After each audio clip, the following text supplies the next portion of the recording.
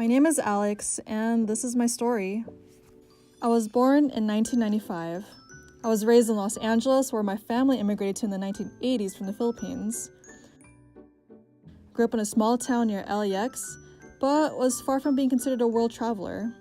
I was fairly sheltered growing up, and I was an only child with a single mom and the second youngest one in my generation of cousins. From what I could remember, ever since elementary school, I was already trying so hard to not let my lack of a father define me.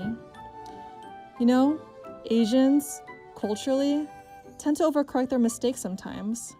So in my experience, having my uncles come in and out of my life as disciplinarians to lessen the chance of me, for the lack of the better term, turn into a messed up kid because I didn't have a dad, actually in turn sort of messed me up because it felt really invasive to my well-being. My mom, though extremely hardworking, independent, and strong, would hand me off to my grandparents and other relatives in order to financially support the household. Being juggled between relatives did not play out very well for my mental health. The actions my family chose during my upbringing had their consequences that contributed to what seemed like apathetic behaviors toward them. I was actually really sensitive, and I unintentionally used these as defense mechanisms as a way to protect myself. But growing up, I actually did really well in school because that's where I got my validation and praise that I lacked elsewhere. But at a young age, I realized I was already thinking about my identity and felt like I was being forced into a mold I resisted to fit. And then the perfect storm happens. But the good kind of storm where rainfall is needed after a long drought full of despair.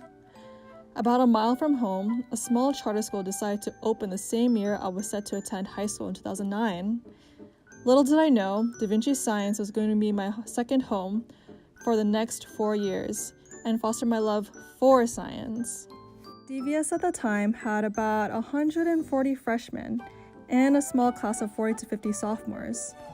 Our campus was the remnants of an old middle school, so it had very humble beginnings. But we weren't fazed by this because we had teachers that were so dedicated to their craft that what seemed like obstacles were merely just classroom features. A couple of weeks into my freshman year, all 180 students attended a retreat in the mountains of San Diego. We did team building activities that included fun icebreakers during the day to small group seminars in the evening that fostered trust.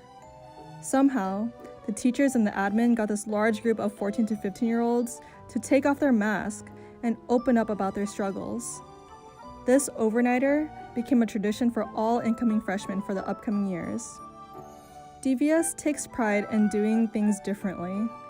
Even though we didn't have very many resources at first, we were sponsored by generous families and surrounding engineering corporations that were more than happy to contribute to our growth as a school that valued STEM. But most importantly, what set us apart from most schools, we considered ourselves a family. In my senior year of high school, I froze when it came to college applications, mostly due to the pressure of having to declare my major. I became increasingly more negligent of my work. Anxiety got the best of my mental health at the time, and I actually ended up going back to some habits of self-harm that I was doing throughout middle school and early high school.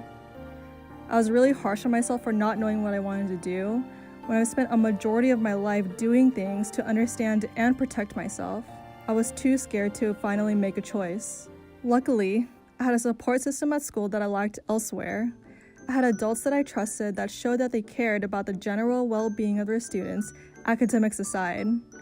I had teachers that simply asked me if something was wrong, and the school culture was cultivated in a way where I felt safe enough to open up about the pressure I felt at home. Notably, my science teacher, who taught both my biology and anatomy classes, made himself available during office hours, prepared with open ears and guiding questions to help me navigate the muddled mess I would embottle. In all seriousness, I'm not quite sure what would happen or who I'd be if the school didn't open up in 2009. I'd like to think that DVS and my teachers there were my saving grace. After graduating in 2013, I attended CSU Long Beach and was once again away from home. I constantly thought about my purpose and came to a realization that teaching was how I wanted to give back to the world. I want to one day provide and be there for my students the same way mine have. Also, as an Asian American, just like my own science teacher and many of my other teachers, I want to show my students that you can have a passion for science and be happy without having to necessarily pursue a career in medicine. I want to strengthen their backbone so they can be confident in the choices they make for themselves, not for their parents or other people. Science isn't messy. It doesn't have feelings or politics and is an objective truth in this world. Knowing how the world works also feels really good and is empowering. Educators should cultivate a positive learning environment that encourages academic, social, and emotional growth by being sensitive to students' needs, so that all students feel empowered and are equipped with the tools to be advocates for themselves and their community. It's vital that we keep students engaged by connecting what they already know to new concepts so they can form a sense of confidence and self-efficacy. To do this, it's critical that we create a safe, equitable, and stimulating learning community and are intentional with our teaching by capitalizing on cultural differences as invaluable resources.